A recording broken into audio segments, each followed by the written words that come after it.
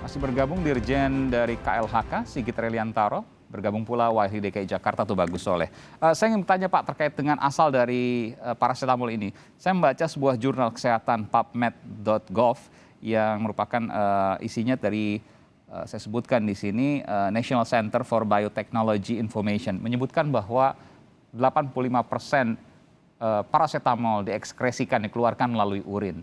Ada juga mungkin ada kemungkinan yang kedua adalah dari buangan-buangan obat karena pandemi. Semuanya karena pandemi. Satu dari ekskresi urin, yang kedua karena obat yang berlebih atau kadaluarsa kemudian dibuang sembarangan. Mungkin nggak itu, Pak Dirjen? Jadi sebetulnya kalau dikaitkan dengan pandemi mungkin perlu penelitian lagi karena sebetulnya penelitian ini kan dilakukan di tahun 2017 sebelum terjadinya pandemi. Tapi memang secara teoritis sumbernya itu memang bisa berasal dari pabrik farmasi, instalasi pengolahan air limbah komunal maupun yang terpusat, kemudian dari IPA rumah sakit, dari fasilitas layanan kesehatan, tangki septic tank, bahkan juga dari tempat pembuangan akhir yang kemungkinan juga digunakan untuk membuang obat-obatan yang dari rumah tangga maupun juga dari yang kadaluarsa. Oke, data terakhir sudah dilakukan Pak soal kandungan paracetamol tahun ini? Belum. Oke, apakah lebih tinggi atau turun? Ini belum ada datanya? Belum ada pemantauannya. Oke, Mas Tubagus, apakah kemudian ini data 2017 tapi kemudian heboh di 2021, apakah masih relevan untuk kita bicarakan apa bahayanya saat ini? Ya, di tengah situasi Teluk Jakarta yang saat ini memang krisis lingkungan cukup tinggi, saya pikir sangat relevan. Kita membayangkannya kan seperti ini, apapun lingkungan, kalau dia dalam keadaan rentan, jika bebannya bertambah, maka dia akan semakin menambah persoalan. Saya pikir karena ini belum didalami lebih lanjut, justru upaya yang harus dilakukan sekarang adalah menindaklanjuti temuan tersebut. Kita berharap Pemprov DKI. Kenapa lama sekali ya Pak? Kan 2017 baru kemudian muncul di 2021 datanya. Kalau kita belum tahu persis ya informasinya, tahu sependek ketahuan kami, mereka tetap melakukan upaya hingga di 2018-16 gitu ya, ada proses-proses yang dilakukan.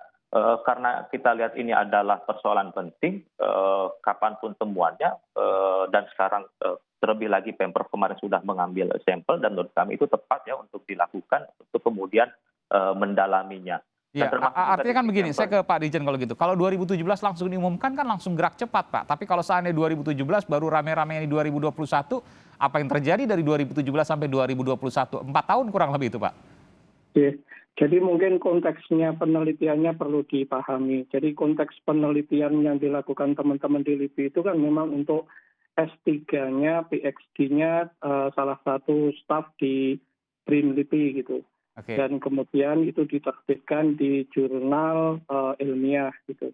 Nah mungkin karena itu merupakan bagian dari studi staf, barangkali itu yang belum bisa meskipun juga mungkin ini sebuah pelajaran jika menyangkut masyarakat banyak, ada baiknya ada koordinasi dengan KLHK lalu kemudian bisa eskalasi tindak lanjutnya. Betul begitu? Betul. Yeah.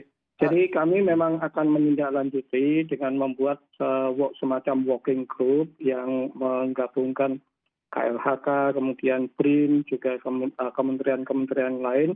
Tidak hanya masalah paracetamol ini, tapi yang saya sebut sebagai emerging contaminant of concern tadi. Karena jumlahnya banyak, maka perlu diprioritaskan, juga perlu disiapkan ada nggak alat laboratorium yang bisa mendeteksi parameter tersebut. Karena tadi ukurannya kan sangat kecil sekali di alam itu. Kemudian ada nggak uji-uji, kalau sudah ada, ini prioritasnya kira-kira seperti apa? Ya. Nah, itu yang perlu dilakukan lebih lanjut. Ini pelajaran penting, Bung Tubagus. Apa yang bisa Anda sampaikan di sini? Jangan-jangan ada banyak penelitian di luar sana, baik dari BRIN, LIPI, maupun dari kampus-kampus yang lain, terkait dengan sesuatu yang bisa mempengaruhi hajat hidup orang banyak, tapi kemudian tidak terpublikasi dan kemudian tidak ada tindak lanjutnya. Padahal mungkin berbahaya. Bagaimana caranya Anda bisa memberikan masukan hal-hal seperti ini tidak terjadi kembali? Ya, pertama kita ini sebenarnya juga masukan ya untuk Pemprov DKI Jakarta agar dia bicara upaya-upaya pemulihan rehabilitasi Teluk Jakarta itu adalah agenda strategisnya Pemprov DKI Jakarta. Ya. Nah, kita berharap mereka bisa mampu berkolaborasi gitu ya, melibatkan banyak pihak.